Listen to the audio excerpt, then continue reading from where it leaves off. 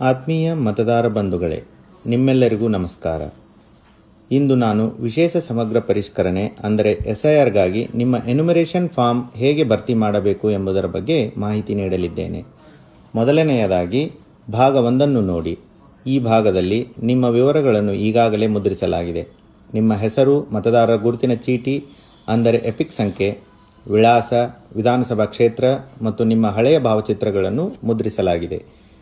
ಅದಲ್ಲದೆ ನಿಮ್ಮ ಬೂತ್ ಮಟ್ಟದ ಅಧಿಕಾರಿಯ ಹೆಸರು ಅಂದರೆ BLOರವರ ಹೆಸರು ಮತ್ತು ಮೊಬೈಲ್ ಸಂಖ್ಯೆಯನ್ನು ಸಹ ಮುದ್ರಿಸಲಾಗಿದೆ. ನಿಮ್ಮ ಮುದ್ರಿತವಾಗಿರುವ ಭಾವಚಿತ್ರ ಹಳೆಯದಾಗಿದ್ದರೆ ಅಥವಾ ಅಸ್ಪಷ್ಟವಾಗಿದ್ದರೆ ನೀವು ಹೊಸ ಭಾವಚಿತ್ರವನ್ನು ಒದಗಿಸಬೇಕಾಗುತ್ತದೆ. ಆದರೆ ಹಳೆಯ ಭಾವಚಿತ್ರವು ಸರಿಯಾಗಿದ್ದರೆ ನೀವು ಹೊಸ ಭಾವಚಿತ್ರವನ್ನು ನೀಡದೆ ಮುಂದುವರಿಯಬಹುದು. ಭಾಗ 2ರಲ್ಲಿ ಹಿಂದಿನ SIRನ ಅಂದರೆ 2002ನೇ ಸಾಲಿನ ಮತದಾರರ ಪಟ್ಟಿಯ ವಿವರಗಳನ್ನು ನೀವು ದಾಖಲಿಸಬೇಕಾಗಿದೆ. ಇಲ್ಲಿ ನಿಮಗೆ 2 ಆಯ್ಕೆಗಳಿವೆ. ಆಯ್ಕೆ 1, 2002ರ ಪಟ್ಟಿಯಲ್ಲಿ ನಿಮ್ಮ ಹೆಸರು ನೋಂದಣಿಯಾಗಿದ್ದರೆ ಆ ವರ್ಷದ ಮತದಾರರ ಪಟ್ಟಿಯಲ್ಲಿರುವ ನಿಮ್ಮ ವಿವರಗಳನ್ನು ನೀವು ಭರ್ತಿ ಮಾಡುತ್ತೀರಿ. ಇದನ್ನು ಸೆಲ್ಫ್ ಮ್ಯಾಪಿಂಗ್ ಎಂದು ಕರೆಯಲಾಗುತ್ತದೆ. ಆಯ್ಕೆ 2, ಒಂದು ವೇಳೆ 2002ರಲ್ಲಿ ನಿಮ್ಮ ಹೆಸರು ನೋಂದಣಿಯಾಗದಿದ್ದರೆ ನೀವು ನಿಮ್ಮ ತಂದೆ, ತಾಯಿ, ಅಜ್ಜ ಅಥವಾ ಅಜ್ಜಿಯವರ 2002ರ ಮತದಾರರ ಪಟ್ಟಿಯ ವಿವರಗಳನ್ನು ಒದಗಿಸಬೇಕು. ಇದನ್ನು ಪ್ರೊಜೆನಿ ಮ್ಯಾಪಿಂಗ್ ಎಂದು ಕರೆಯಲಾಗುತ್ತದೆ. 2002ರ ಮತದಾರರ ಪಟ್ಟಿಗಳ ವಿವರಗಳು ನಿಮ್ಮ ಬೂತ್ ಮಟ್ಟದ ಅಧಿಕಾರಿಗಳೊಂದಿಗೆ ಲಭ್ಯವಿರುತ್ತದೆ. ಅದಲ್ಲದೆ ಮುಖ್ಯ ಚುನಾವಣಾಧಿಕಾರಿಯವರ ವೆಬ್ಸೈಟ್ co.karnataka.gov.in ಮತ್ತು ಭಾರತ ಚುನಾವಣಾ ಆಯೋಗದ ವೆಬ್ಸೈಟ್ voters.eci.gov.in ಹಾಗೂ ECI ನೆಟ್ ಅಪ್ಲಿಕೇಶನ್ನಲ್ಲಿ ಸಹ ಲಭ್ಯವಿರುತ್ತದೆ. ಭಾಗ 3ರಲ್ಲಿ ನಿಮ್ಮ ಪ್ರಸ್ತುತ ವಿವರಗಳನ್ನು ನಮೂದಿಸುತ್ತೀರಿ. ದಯವಿಟ್ಟು ಗಮನಿಸಿ, ಇಲ್ಲಿ ನಿಮ್ಮ ಜನ್ಮ ದಿನಾಂಕವನ್ನು ಕಡ್ಡಾಯವಾಗಿ ನಮೂದಿಸಬೇಕು.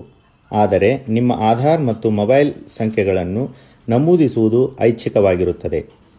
ಅದರೊಂದಿಗೆ ನೀವು ಕುಟುಂಬ ಸದಸ್ಯರ ಹೆಸರುಗಳನ್ನು ಒದಗಿಸಬೇಕು. ಇದರಲ್ಲಿ ನಿಮ್ಮ ತಂದೆ, ಪೋಷಕರು, ತಾಯಿಯವರ ಹೆಸರು ಹಾಗೂ ಮದುವೆಯಾಗಿದ್ದರೆ ಗಂಡ ಅಥವಾ ಹೆಂಡತಿಯ ಹೆಸರನ್ನು ನಮೂದಿಸಬಹುದು. ಒಂದು ವೇಳೆ ಅವರ ಎಪಿಕ್ ಸಂಖ್ಯೆ, ಮತದಾರರ ಗುರುತಿನ ಚೀಟಿ ಸಂಖ್ಯೆ ನಿಮ್ಮ ಬಳಿ ಇದ್ದರೆ ನೀವು ಅದನ್ನು ಸಹ ನಮೂದಿಸಬಹುದು. ನಿಮ್ಮ ಎಲ್ಲ ನಮೂದುಗಳು ನಿಖರವಾಗಿವೆಯೇ ಎಂದು ನೀವು 2 ಬಾರಿ ಪರಿಶೀಲಿಸಿ ಹಾಗೂ ಕೆಳಗಡೆ ನೀಡಿರುವ 3 ಘೋಷಣೆಗಳನ್ನು ಓದಿಕೊಂಡ ನಂತರ ಫಾರ್ಮ್ಗೆ ಸಹಿ ಮಾಡಿ ಅಥವಾ ಎಡಗೈ ಹೆಬ್ಬೆರಳ ಗುರುತು ನೀಡಿ.